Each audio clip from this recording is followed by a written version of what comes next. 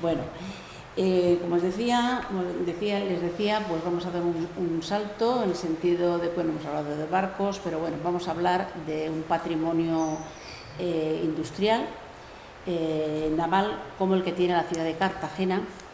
Nos vamos a centrar más concretamente en el siglo XIX, el ejemplo del XIX. La ciudad de Cartagena posee un riquísimo patrimonio, todos los conocemos, fruto de su larguísima historia y de su actividad económica, cultural, social. Pero antes de centrarnos un poquito en él, vamos a contar un poquito, a reflexionar un poquito qué es la ciudad de Cartagena, qué ha sido la ciudad de Cartagena. Bien, Cartagena es una ciudad que hoy en día es un atractivo cultural, turístico, es una ciudad que hasta mismo tiene ha sido bastante remozada en muchos de sus patrimonios y ofrece al visitante, al turista, muchas enclaves remozados y muy bien. Hace poco, porque hace unos años atrás hablaríamos de etapa de abandono patrimonial o de, por lo menos, no el caso que necesita. La ciudad de Cartagena ha tenido siempre estratégicamente un lugar emblemático. De hecho, ha sido la salida natural de Castilla hacia el Mediterráneo. Tenía una ensenada, una bahía natural que también sería de protección, con lo cual geográficamente estaba preparada para colocar en ella sitios, como les digo. Entonces, donde tan solo había, antes era tan solo un pequeño fondeadero de galeras, es donde se construirá el gran arsenal del Mediterráneo español, como lo ha denominado Merino Navarro. En estas, no tengo ratón, no sé si ustedes lo ven, si lo marco, sí lo ven, ¿no? No lo veo yo, sí, aquí, donde tenemos aquí las galeras, aquí se hará nada menos que el arsenal. Bueno, bien, voy a hablarles brevemente de tres etapas. Etapa de esplendor, que es el siglo XVIII, el que más conocemos, la construcción del arsenal, una decadencia clave a principios del siglo XIX y una etapa que llamamos de modernización, de actualización, la etapa isabelina, es decir, mediados del siglo XIX. Vamos a ver ese esplendor.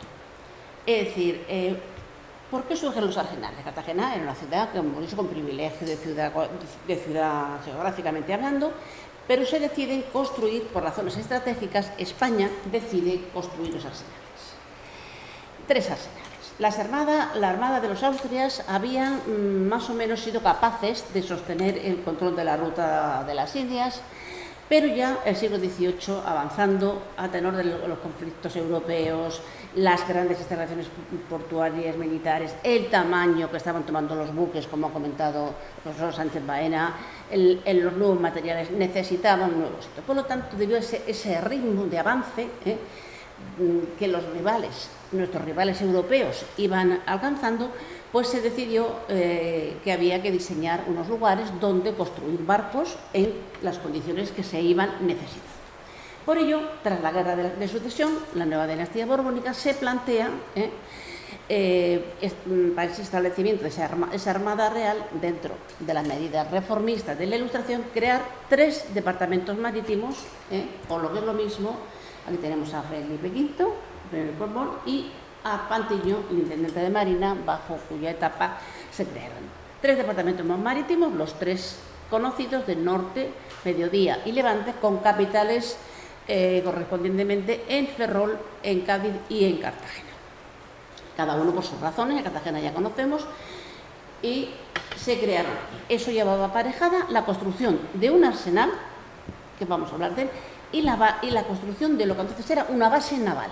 O sea, no solamente el edificio del arsenal, sino una serie de infraestructuras, Hospital de Marina, Casa de Intendencia, etcétera, que le daban la categoría de base naval a los 3 departamentos. Bien, y tenemos dos imágenes de la famosísima puerta del arsenal de Cartagena. Bien, por lo tanto, esto es algo muy parecido a lo que hemos visto antes.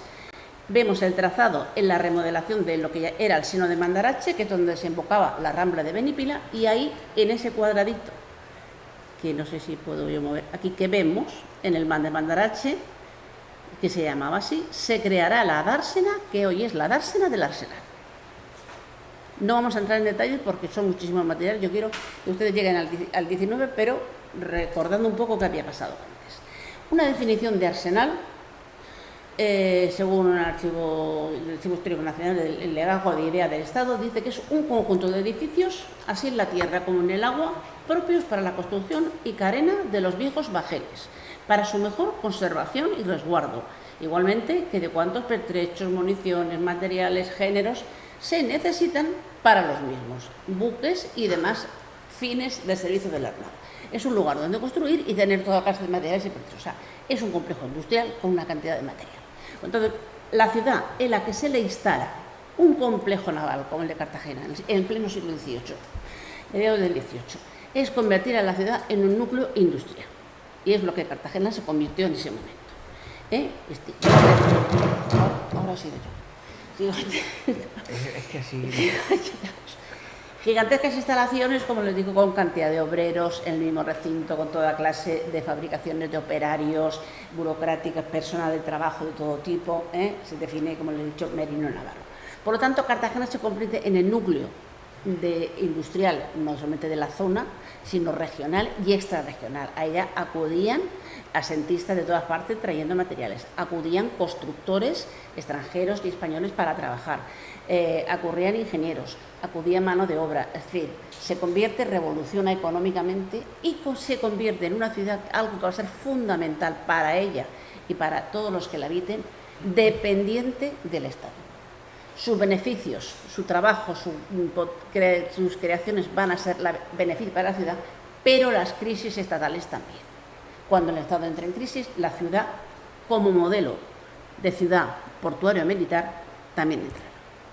Tenemos una imagen, un óleo de Mariano Ramón, que se ve los obreros trabajando, y de los muchos planos, imagínense que pasaron, ahora ni le hemos tocado, esto que no tiene ya manía.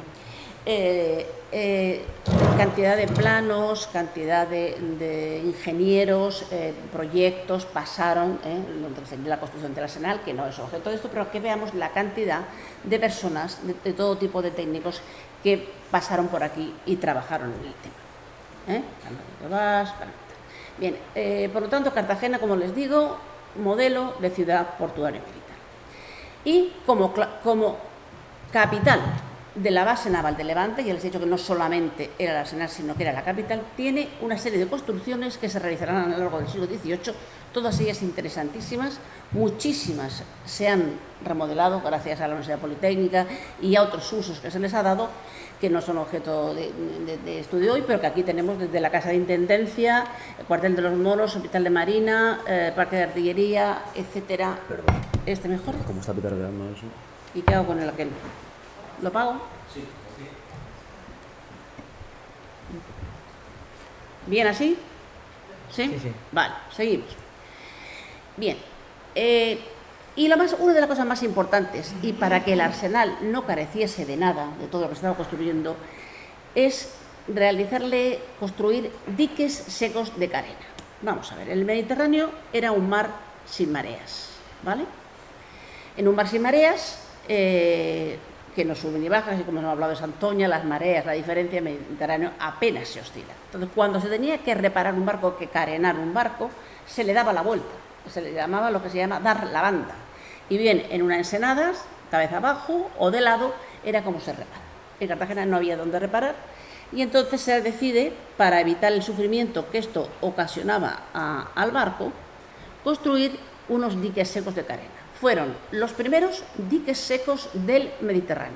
Había 2 diques secos y 2 pozas de bombas que se colocaron en el testero norte de la Dársena y que fueron una conquista técnica de la segunda mitad del siglo XVIII y desde el punto de vista patrimonial, del patrimonio industrial, pues fueron, les digo, los primeros del Mediterráneo con una tecnología avanzadísima. Trabajó Jorge Joa, trabajó Feringán, los marinos y los ingenieros de la época más, y se consiguió carenar barcos. El barco entraba dentro es una bomba de vapor. ¿Cómo se achicaba esto? ¿Cómo se trabajaba en esto? Entonces se trabajaba a mano. Ahí trabajaban los penados, los condenados por delitos de sangre, a mano vaciaban la poza. Esto es el dique seco de San Antonio de Cádiz, para hacernos una idea cómo era un dique seco, que eran más pequeños. El barco entraba, se vaciaba eso de agua y ahí el barco se reparaba. Cuando se aplicó la bomba a vapor, lógicamente esto adelantó el proceso y entonces lo hacía mucho más rápido. Pero mientras no, era un trabajo durísimo y tremendo para los reos que estaban ahí destinados. Aquí ven también el dique seco partido por la mitad y como el barco se entra perfectamente dentro del casco. Bien. Como les digo, estos diques que vemos en este mapa, este es el mapa de Feringham, de los dos diques, y las dos supusieron pues un adelanto importantísimo. ¿Cómo funcionaban? La actividad fue intensa, como les he dicho, proporcionaron a la Marina un instrumento de gran importancia, pero cuando estos diques se paralizaron, recuerden que les he dicho que cuando se paraliza el arsenal por cuestiones económicas, esa etapa de decadencia, de crisis que coincide, como ha dicho el profesor Sánchez Baena, con el comienzo del siglo XIX, la guerra de la independencia, Fernando VII, todo eso, la crisis de la hacienda, estos diques dejan de funcionar, el arsenal se abandona. Y estos diques hechos al lado del agua, en un lugar de filtraciones, se llenan de agua y se echan a perder. Al paralizarse, se paraliza el arsenal, se paralizan los diques. Se abandonan a la suerte de sus filtraciones, dejan de funcionar y no lo hicieron nunca más. ¿Por qué? Vamos a ver por qué. Aquí tienen, y ven ustedes la parte de arriba, están las arsenales de submarinos actuales, que si no actuales casi, que nos recuerdan con todas sus modernizaciones, y arriba en la primera remodelación. En los años 20 del siglo XX se remodelaron para la creación de la base de submarinos, fue su primera remodelación, pero todavía la parte de abajo, digamos, eso que hemos visto como en forma de escalera, donde el barco entraba, se conservaba el pavimento original del 18, hecho por Sebastián Feringham, como les he dicho. Las máquinas de fuego, que eran las bombas a vapor, que se llamaban máquinas de fuego, se desmontaron, pero la estructura permanecía. Pero en una segunda remodelación, ya en el 2001, desaparece definitivamente esa remodelación y los diques desaparecen. Por lo tanto, ahora tenemos súper dragado aquello y ya no queda nada de los restos de esos diques. Esto, lógicamente, con todas las necesidades que podemos decir que tendría o no hacer la base de submarinos ahí, es una pérdida importante de patrimonio naval. Era un patrimonio muy, muy importante. Cádiz conserva dique, Ferrol conserva dique y nosotros no conservamos todo. ¿Vale? Entonces ahora tenemos ahí los submarinos que todos conocemos. Aquí tenemos también en la imagen, luego hemos sabido que hacerla más grande, pues el submarino no entraba, etcétera, etcétera, etcétera. Bien. La misma fotografía, que creo que la he puesto repetida, y la misma que también está repetida. Bien. ¿Dónde terminaron los diques? En una ocasión me dijeron, están muy bien guardados los restos de los diques en un almacén. Digo, no, los restos de los diques terminaron en un vertedero. Las maderas, todas estas cosas que hemos estado hablando, de la estructura del barco, cuando están con las conferencias, todo lo que era el dique por dentro se acabó en un vertedero, gran parte de él. Es una pena que esta no se pudiera conservar, por lo menos parte. Yo ya les digo, no vamos a entrar aquí en un debate de la base de submarinos, sí, base de submarinos no, pero sí que tengamos conciencia de que es una pena que hayamos perdido un patrimonio, primeros diques secos de un mar sin mareas, les recuerdo. Bien, etapa de decadencia. Viene el reinado de Fernando VII, la guerra de la independencia, luego Fernando VII. Primero España en una serie de crisis, la guerra contra la Convención, la Marina en dramáticas situaciones. ¿Qué pasa en Cartagena? Pues la mayoría de la ciudad vive del arsenal, trabaja en el arsenal. Entonces la maestranza, que son los operarios del arsenal, no tienen dónde trabajar. Hay testimonios en la documentación que se consulta que las mujeres tienen que prostituirse para poder mantener a sus familias. Primer tratado del San Ildefonso, el convenio marítimo entre España y Francia contra los ingleses, la Marina obligada a unos esfuerzos sobrehumanos, colapso de la hacienda española, descripciones de 33 meses de sueldo que se les llegaron a deber a los marinos, incluso trabajo por quincenas. Fíjense, en 1800, a qué fecha tan temprana, una huelga general, y los obreros trabajando por quincenas. Lógicamente Cartagena también era pionera en eso, porque había visto tenía el ejemplo de los trabajadores ingleses, que su jornada laboral es mucho más corta, y todo eso hace que también se avance en cuestiones sociales. Bien, y finalmente llegamos a Trafalgar, el mítico combate de Trafalgar. No hay historiador naval que no lo haya trabajado de una u otra forma. Bien, Cabo de Trafalgar. Tiene también bastante de mítico. Sí que Trafalgar fue un palo gordísimo, sí que perdimos muchos barcos, pero el número de barcos destrozados no fue tanto. La Marina los hubiera podido salvar, se perdieron muchos más barcos abandonados en los arsenales porque no había dónde carenarlos, dónde repararlos, ni dónde construirlos, que lo que se perdieron en el combate. Lo que sí se hunde en Trafalgar es el espíritu de la Marina. La Marina se quedó por los suelos. El espíritu de la corporación, el fin de todo el esfuerzo setecentista, el poderío, el empeño, eso se va al suelo. Y esa moral sí es la que tiene que remontarse, después de ese abandono tan absoluto. Empezamos Trafalgar, batalla de Trafalgar, y el siglo es algo, por lo digo, les digo que es mucho más que un combate naval, una serie de cosas. La España del siglo XIX, todas las que pasan, no voy a entrar en detalles, pero sí que sepamos que el siglo XIX, para la Marina española, para España en general el siglo XIX es un siglo convulso, tremendo, pero para la Marina, más que hay que decir, empieza con Trafalgar, termina con Santiago de Cavite. O sea, mal, bastante mal. La Guerra de Independencia, pues para España no fue una guerra marítima, digamos que la Marina quedó un tanto al margen, pero sí se suministró de pertrechos por mar a muchas ciudades, con lo cual, pues digamos que perdieron muchísimo material en ella. Luego viene el reinado de Fernando VII, con sus 3 etapas absolutistas, y quedan absolutamente abandonados los arsenales, ¿vale? Igual que otras instituciones, la Marina se queda abandonada. Esas imágenes que les he dicho de barcos pudriéndose, pues tienen lugar aquí. El monarca más deseado y más odiado durante su vida, y luego también el más denigrado por parte de la historiografía. Y como ustedes saben muy bien, el último rey, por la gracia de Dios, el último rey absolutista. ¿Qué pasa con todo esto, con esta situación? Pues que en 1825 se decide que no quede más departamentos marítimos que Cádiz. Teníamos 3 departamentos marítimos, los 3, hemos dicho Cádiz, Ferrol, queda solamente Cádiz, con un único capitán general, ¿vale? Cartagena y Ferrol son rebajados a la categoría de apostaderos. Esto por las circunstancias, lógicamente, que vivían. Y fíjense qué faltarían los ingenieros que habían construido el arsenal y todas estas cosas, que se suprime el cuerpo de ingenieros en 1825 también, y no se restablecerá hasta 1848. Esto quiere decir que tantos años de estar sin trabajar, cuando se llegue a poner en marcha esa época de esplendor de la que vamos a hablar ya, están muy atrasados, han estado muchos años suspendidos. Y los ingenieros civiles se han seguido, y hay una competencia importantísima entre ellos. Bien, fíjense las descripciones de la época. Estamos en una descripción que hace el ministro Vázquez Figueroa en el año 1812. Dice: Cádiz, Ferrol, Cartagena, puntos admirados en otro tiempo por sus soberbios y suntuosos arsenales, en donde España representaba una idea exacta de su poder y su riqueza, son actualmente donde con propiedad se puede afirmar que la cruel desolación y la espantosa miseria han fijado su lúgubre domicilio. Describiendo cómo estaban los arsenales de abandonados. Y un informe, claro, el reinado de Isabel II, muere Fernando VII, como saben, empieza el reinado de Isabel II, con todos los problemas llevados, pero se empiezan a necesitar barcos, como hemos dicho antes, y se empieza a hacer un estudio, ¿qué pasa a los arsenales? ¿Cómo están?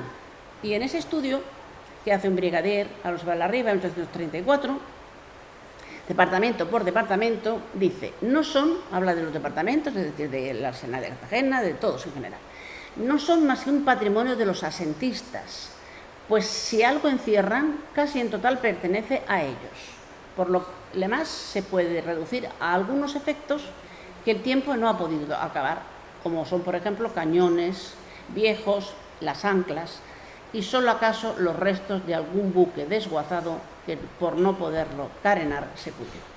Que lo que les he dicho antes, que aparte de lo que perdiéramos, los barcos se nos destrozaron lo que nos quedaban en esos abandonados, yermos arsenales. Bien, la situación de Cartagena, ¿cómo sería en este momento? Pues desesperada. Primera década del siglo XIX, la crisis que se venía gestando desde fines del XVIII, como hemos dicho, no interesaba el arsenal, se hunde el desarrollo de la ciudad, que depende totalmente de él para sobrevivir.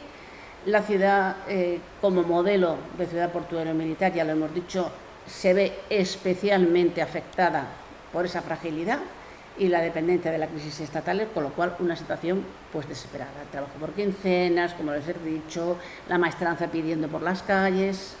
Bien, ¿cómo entramos en una etapa de modernización en esa situación tan tremenda? ¿Qué pasa? ¿Qué esperanza nos aparece? Bueno, la economía española a mediados del 19 hay que decir que entra en una fase también de renovación, coincide el periodo isabelino con una fase de expansión, que coincide también con las inversiones extranjeras, y el país, en palabras de Vicens Vives, empobrecido por las guerras intestinas, el egoísmo, alcanza un grado de capitalismo subdesarrollado. Se ha hablado mucho que ese atraso, retraso, fracaso de la Revolución Industrial Española.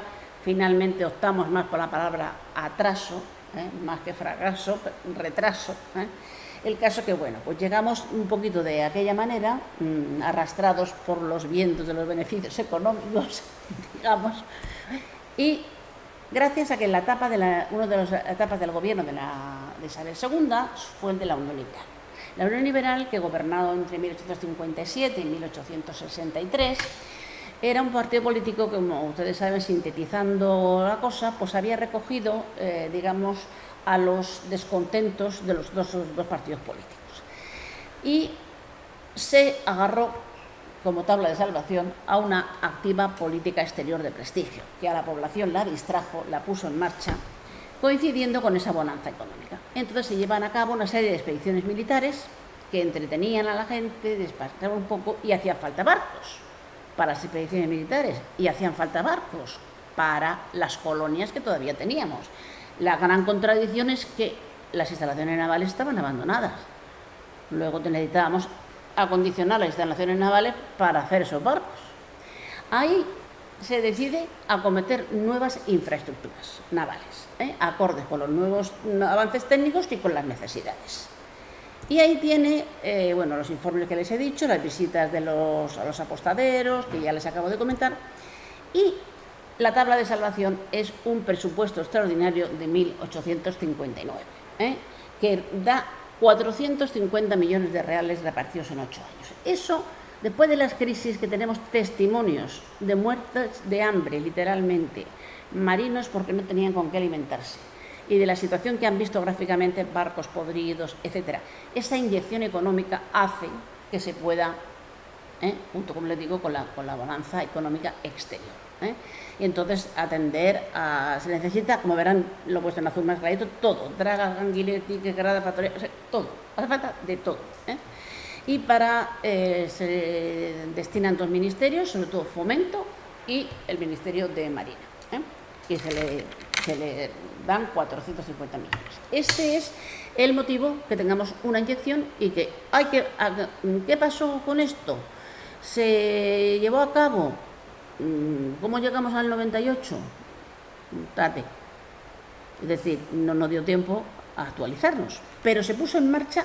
Entonces dijeron, ¿cuáles son las soluciones técnicas del momento? Y aquí entra el siglo XIX, y en Cartagena en concreto, mucho, muy importante lo que se hace, y poco conocido. Bien, ¿qué soluciones había? Diques de construcción, ya los conocemos, como los diques secos, diques flotantes, aquí de la derecha, un cajón de dique, primero de madera, luego de hierro, y el plano inclinado, que era lo tradicional, un plano, barradero de ferrocarril se llama también, porque funciona con raíles, por donde se arrastra el barco para sacarlo del mar. Estas eran las soluciones técnicas que había en aquella época. Primero, la primera decisión y la primera alusión que encontramos en la documentación referente a una nueva obra es una Real Orden de 7 de mayo de 1850, que alude por primera vez de forma oficial a que se va a construir en Cartagena un varadero de plano inclinado, es decir, de ferrocorriente.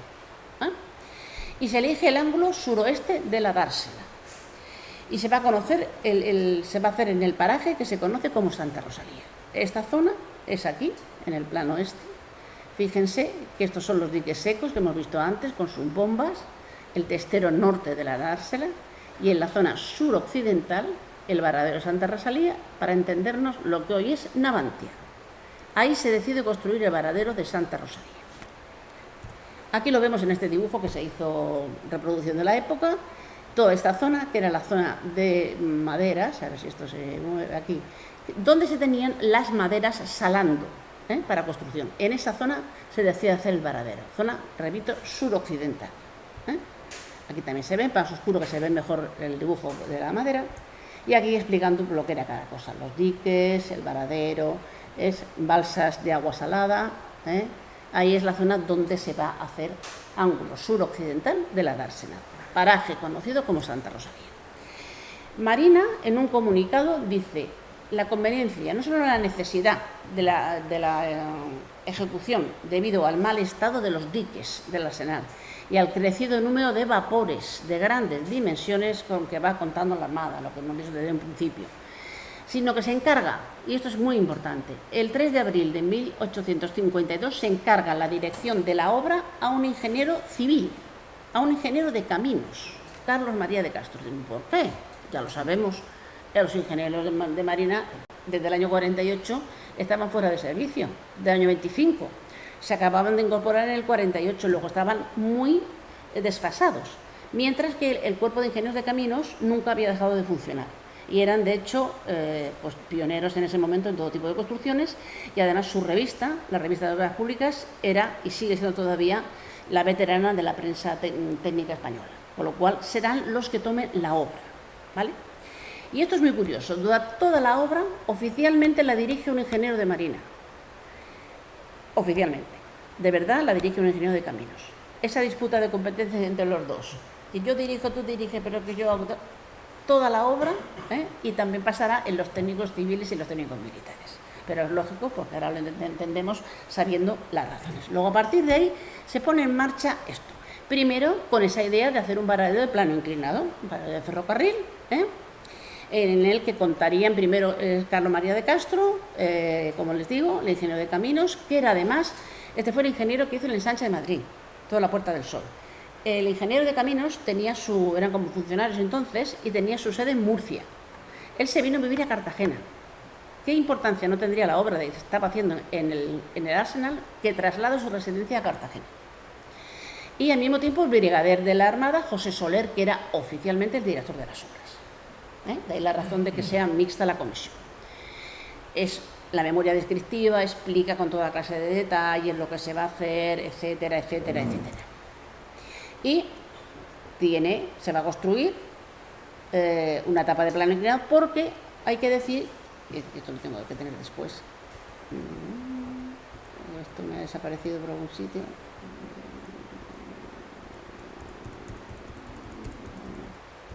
bueno, no me ha desaparecido, se ve que se me ha pasado. Bueno, mi intención era ponerles, pero es igual, se lo explico yo. Mi intención era decirles que muy poco tiempo después de que se empezara el plano inclinado, se decide que lo que se tiene que hacer en Cartagena no es un plano inclinado, sino un plano horizontal, y que se reconvierta ese proyecto de una grada en 3. Bien. Era, por lo tanto, hacer un plano inclinado y luego una etapa de plano horizontal, como les digo, con 3 gradas, un dique horizontal. Aquí les explico. Este es el proyecto de Baldassano, el primero, el que se le encarga ya a José Baldassano, que es otro ingeniero de caminos, en vez de Castro, un segundo. Una grada de plano inclinado por la que se arrastrará el barco. Cuando está haciendo, fijaros el pedazo, este plano, fíjense que este plano, pues un plano de 5 por 6 metros, un plano tamaño, iba a decir natural, no, pero es un plano impresionante, hecho a mano, es una maravilla de plano. Y se le dice que tiene que reconvertir el proyecto. Tenía el orden, pero da igual, se la comento. Reconversión de un proyecto de paradero de plano inclinado a otro de plano horizontal. Fíjense cómo vemos la grada, que es esta que está más negra, y cómo se está abriendo como en forma de abanico 2 gradas más. Como no se habían hecho trabajos, digamos, de cimentación fuertes, sino que eran solamente preliminares, se puede reconvertir técnicamente ese proyecto. Y se reconvirtió. Y aquí vemos la forma comparativa, la parte en la que está hecha solo una grada y la parte en la que está hecha las 3 gradas. Mucha gente se confunde el dique flotante que aparecerá después, y lo hizo, ¿quién lo hizo? ¿Quién hizo esto? Esto lo hizo, como les he dicho, un ingeniero, porque se me ha ido a mí, un ingeniero de caminos, ¿vale? Firmado José Baldassano Bionet. Bien, estos martinetes de estaquear, que se trajeron de Cádiz para clavar los pilotajes. La descripción de la obra es impresionante, cómo se hace detalle a detalle los partes de obra, los partes de material, tremendo. El varadero terminado, fíjense que tenemos las 3 gradas. Las 3 gradas han estado cubiertas, descubiertas, las hemos visto con Bazán, las hemos visto con Izar, las hemos visto cubiertas con Navantia. Aquí está el dique receptor, que es como una piscinita donde entra el barco, y esto que vemos aquí es el dique flotante. Este varadero horizontal superior al nivel del mar, quiere decir que está al ras del muelle, no funciona si no hay un dique flotante. El dique flotante es como un barco que se sumerge, transporta el barco y lo coloca en el varadero. Esa tecnología en la España de mediados del siglo XVIII era entonces un anticipo de lo que luego fue el Syncrolift, de patente americana, que se instaló en Cartagena. Y además fue el primer dique flotante instalado en un arsenal europeo. Este dique, lógicamente, en España no había tecnología para hacer esto. Se hacían en Inglaterra. Había una empresa especializada en Inglaterra que hacía diques flotantes para todo el mundo. El dique venía desmontado en piezas. Venía un ingeniero inglés con su maqueta de su dique, con sus ayudantes, preparaban sus obreros y montaban el dique aquí. Pieza a pieza se desmontaba todo. Claro, eso imagínense la que supuso de que los ingleses trabajaban menos horas, cobraban más, estos no, bueno, pues todo lo que pueden imaginar, aparte del trabajo de montar ese dique, siguiendo las órdenes, había piezas que llegaban rotas, en fin, una obra de ingeniería de altísimo nivel.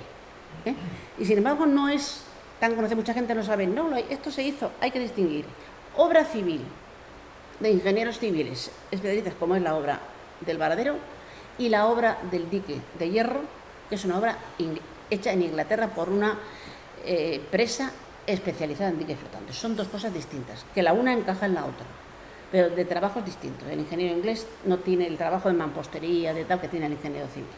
Son cosas diferentes. Aquí tenemos, el puerto de Cartagena está en todas las publicaciones técnicas del momento. En la enciclopedia del trabajo portuario hay un montón que hablan de cómo, fíjense, que las gradas tiene un barco varado, en lo que se llama el buque puerta, lo que la cierra, porque claro, aquí tenemos hasta 4 barcos varados, uno en el dique flotante, que está aquí dibujado, que se le ve muy bien porque gira como en forma de abanico, para depositar el barco en cada una de esas 3 gradas y puede tener un barco al mismo tiempo encima, o sea, 3, una en cada grada, encima, hasta 4 barcos, ¿vale? El plano del dique de receptor, como le vemos lo mismo, la forma de... Y el dique flotante, por supuesto, fue objeto de la revista de obras públicas, que habla del dique flotante de hierro construido en Inglaterra para el gobierno español. La revista de obras públicas de 1862 se hace eco de esta importantísima obra que se construía en Cartagena, que la dirigió el ingeniero, la parte que era de fabricación inglesa, explica con toda clase de detalles la construcción del dique.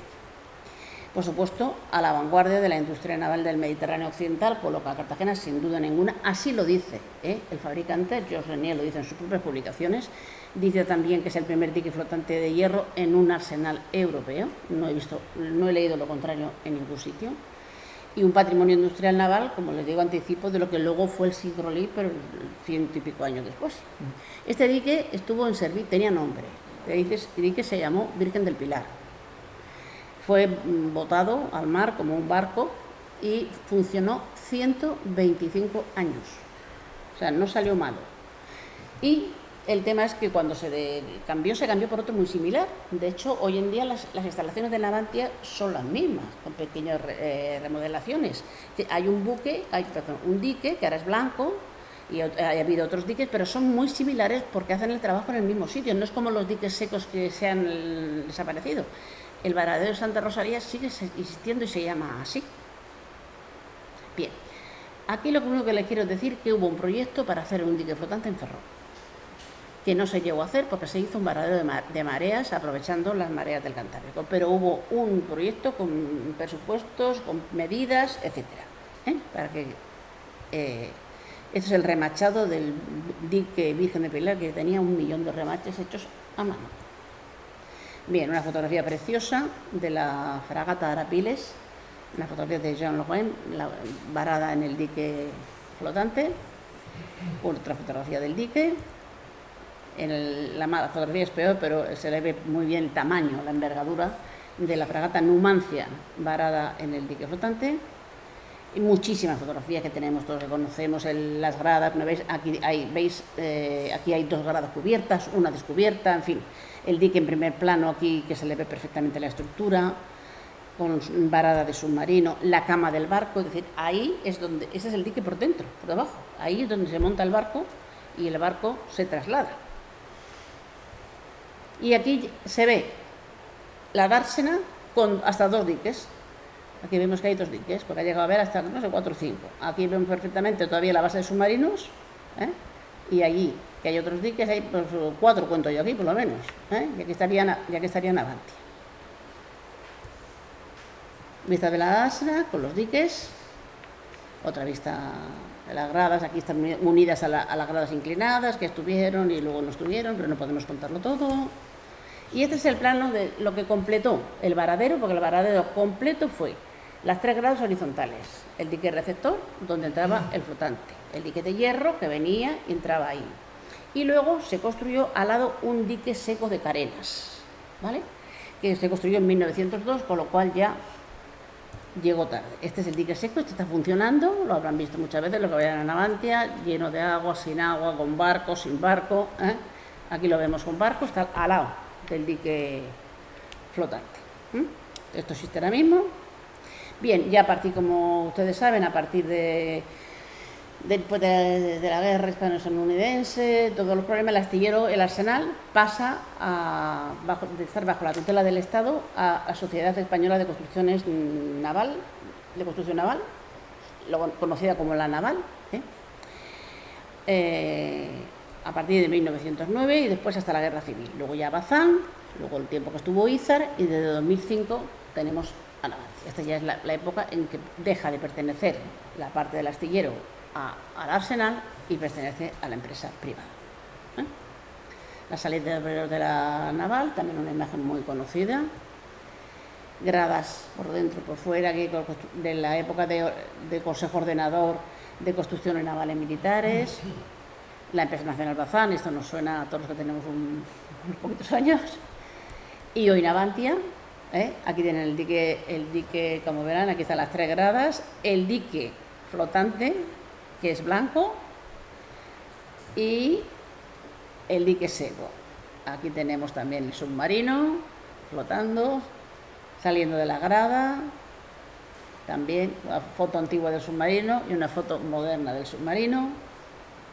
Bueno, y ya casi para concluir, pues Cartagena siempre ha sido un binomio con la ciudad. La historia de Cartagena ha ido íntimamente ligada a la del Arsenal, y porque siempre ha sido una ciudad, aquí se ha dicho mucho, trabaja para la Bazán, trabaja para el Estado. Ese tipo de frases los cartageneros la conocen.